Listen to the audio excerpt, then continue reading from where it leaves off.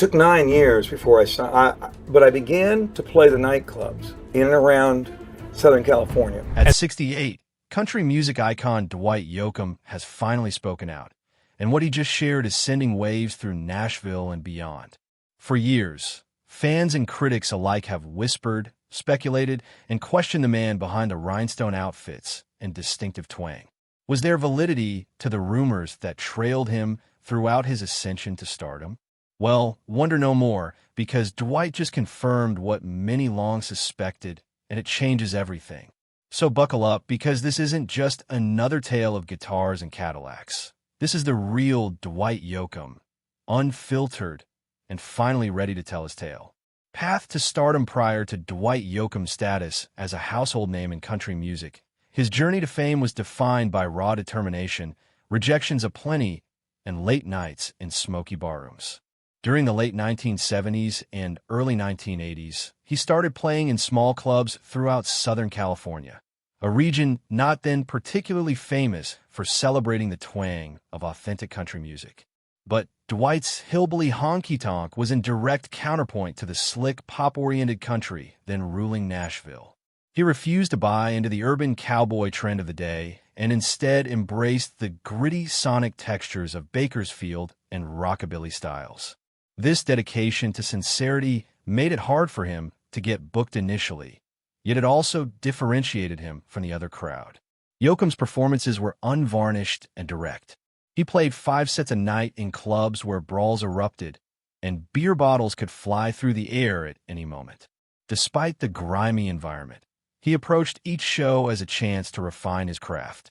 Without the benefit of mainstream cachet or label backing, Dwight had to bank on word-of-mouth credibility, winning crowds one song at a time. These formative years, marked with hardship and doubt, went to temper the fire and sting that would ultimately define his unique sound and live shows. Fatefully, Dwight's initial forays into breaking the Nashville market were rebuffed. He traveled to Music City in 1976 to find the industry had its priorities centered on songwriters and slick studio acts, and was less concerned with live acts. He then realized that Nashville at the time was more about publishing than personality, and his high-energy, rough-around-the-edges stage act wasn't part of their model. Instead of conforming, Dwight took the extreme step to break from the outside in and demonstrate that innovation was possible in tradition. These early struggles set the stage for what would be a seismic shift for country music. By remaining authentic to his roots and accepting the rough atmosphere that accepted his music, Dwight Yoakam amassed a dedicated following well before he ever became chart-topping. His existence in the trenches seasoned him and gave him credibility, something that cannot be replicated in a studio. When he eventually released Guitars, Cadillacs, it wasn't a chart hit so much as the rallying cry of a man who'd clawed his way to the top and never sold out on his principles. With years of disappointment behind him, Yoakam's debut wasn't only a breakthrough.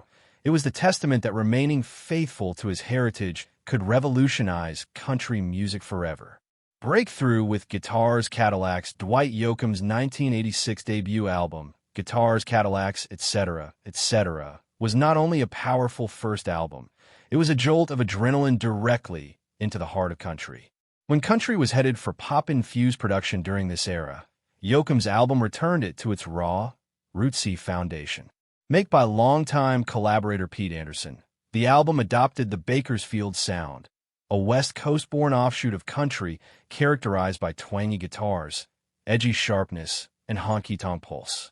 From the opening moments, it was apparent that Yoakam wasn't racing after trends. He was making a new lane rooted in tradition, but brought with a rock and roll attitude. The album's lead single, a cover of Johnny Horton's Honky Tonk Man, quickly ascended the charts and introduced Yoakam's unique sound to a national audience. Still, it was the title cut, Guitars, Cadillacs, that most accurately signaled his arrival. Its hooky guitar licks, despairing lyrics, and cocksure attitude made the song the anthem of Yoakam's career. Its success on the nation charts and in surprising urban markets proved Dwight was on to bigger things, a developing thirst for authenticity in a genre that many felt had lost its bite. Guitars, Cadillacs, etc., etc., literally brought down the house on the charts as much among audience members as critics. The album itself went on to achieve double platinum status, with Yoakam being credited as having redefined cool and credibility into country music. Other musicians are then differentiated from him through a combination of die-hard songwriting and showmanship and respect for the genre's heroes. Dwight didn't simply do country. He lived it and reminded everyone what it sounded like devoid of gimmicks. His retro image and outlaw demeanor made him revivalist and revolutionary. Guitars, Cadillacs was the launching pad for Dwight Yoakam as a country music force and altered the trajectory of his career in an instant. He no longer played rock clubs and dive bars in Los Angeles, but sold out clubs across the nation. Above all, he demonstrated to the business and to Nashville that there was still space for delusional risk-takers. Trailblazer that this new concept was the starting point for a career spanning decades and inspiring hundreds of artists to find a permanent place in the annals of country music. Beck and the surprising transmutation. Dwight Yoakam's union with alternative rock legend Beck was a surprising and redemptive phase in his life. Praised for his eclecticism and willingness to challenge the norm, Beck introduced an experimental, new edge to Yoakam's roots in traditionalism. The two artists first collaborated during the production of Yoakam's 2012 album 3 Pairs, on which Beck co-produced 2 songs. This unlikely combination bridged stylistic and generational divides, demonstrating that country music could grow without sacrificing soul. Beck's influence prompted Yoakam to be more open to a freewheeling studio approach, combining raw truth with sonic experimentation. One of the most defining moments in their partnership occurred during the recording of A Heart Like Mine.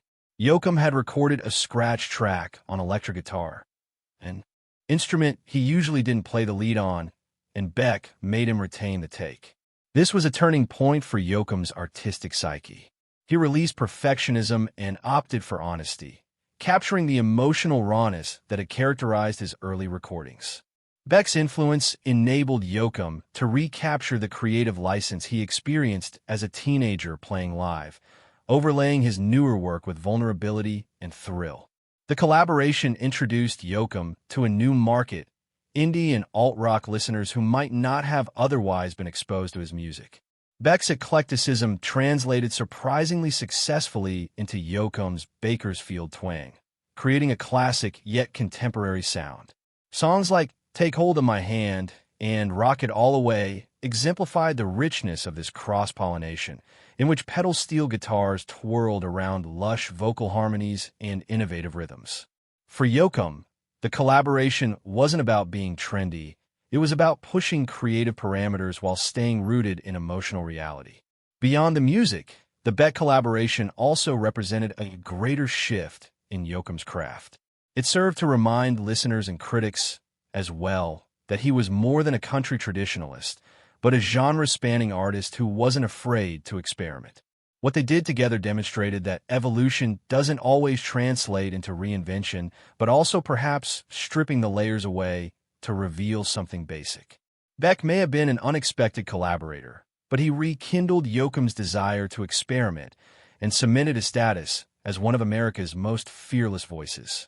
Above all, the Beck collaboration reassured Yoakam that artistic growth must stem from a feeling of personal integrity rather than mercenary calculation. Instead of trying to fill the bill of industry standards or radio success, Yoakam opted for a more instinctual, gut-driven approach, letting things happen on his own terms and the dictates of the moment. This shift allowed for more self-expression in both his recording and writing, reminding him that vulnerability and improvisation can be stronger than polish. Looking back, collaborating with Beck wasn't a creative detour. It was a taking back of musical freedom that continues to reverberate in his music even now. From stage to screen, although Dwight Yoakam initially gained popularity as a country music innovator, his skills were never limited to the stage only. During the early stages of his career, Yoakam experimented in acting through school productions and community theater productions, finding he had a talent for capturing an audience's attention. This initial exposure to performance outside of music kindled a passion that would ultimately take him to Hollywood. Though his attention was fully on music at the height of his recording career, Yoakam has always had a passion to extend his art of storytelling via film and television, endeavoring to find roles that appealed to his artistic sensibilities. Yoakam's first major role as an actor was in 1996, when he portrayed abusive Doyle Hargraves in Billy Bob Thornton's Sling Blade, a critically successful film. Acting Yoakam's dark, intense performance amazed viewers and critics everywhere, revealing a previously unseen side of Yoakam. His gritty performance gained him universal acclaim and cemented his place as a legitimate actor, rather than a musician trying his hand at movies. The success of Sling Blade paved the way for Yoakam in the field of acting, where his subtle but intense manner lent realism to each character he played.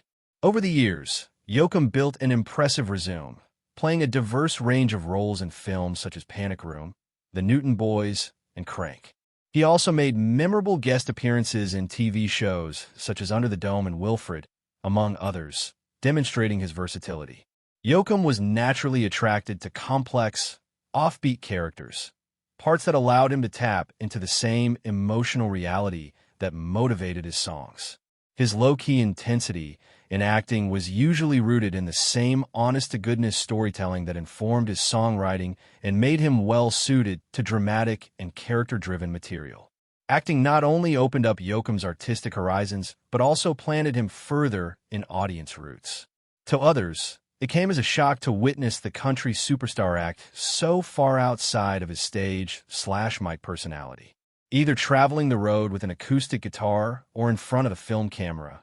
However, Yoakam was a storyteller, a keeper faithful to candor, exposure, and emotional truth. His transition from stage to screen was not a detour. It was an extension of the same artistic pursuit that established him as a cultural icon, demonstrating that real talent knows no genre or medium. This seamless transition into acting also provided a platform for Yoakam to venture into new forms of artistic expression that supplemented his music instead of threatening it. He came at film roles in much the same intuitive storytelling manner he crafted songs in, developing characters from the inside out, from what drove them, what hurt them, and what made them human. In interviews, he has described how every one of the crafts maintains the same rhythm, a tempo of emotional beats that, when played truthfully, resonate powerfully with an audience. Whether playing a bad guy, a wanderer, or a sage stranger, Yoakam brought his lived-in credibility to the screen, and each performance felt grounded and indelible. Feud with Nashville's music establishment, Dwight Yoakam's initial entry into the world of country music was greeted warily by Nashville's music establishment.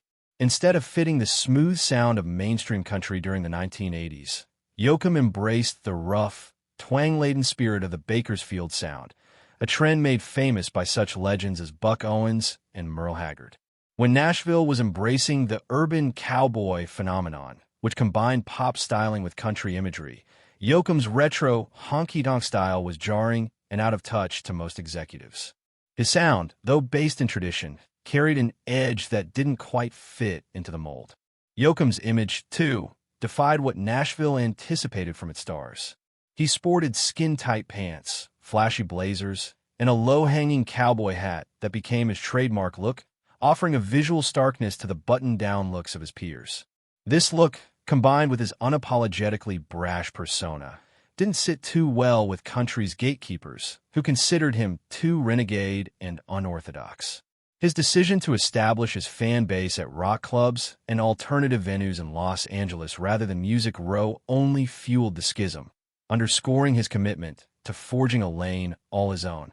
Instead of waiting for approbation, Yoakam doubled down on his independence.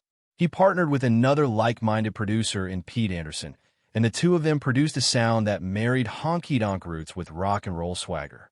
The result was the breakout album Guitars, Cadillacs, etc., which strongly connected with listeners despite Nashville first ignoring him.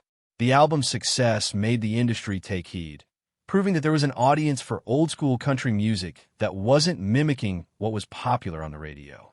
It was a risky endorsement of Yoakam's judgment and his refusal to compromise.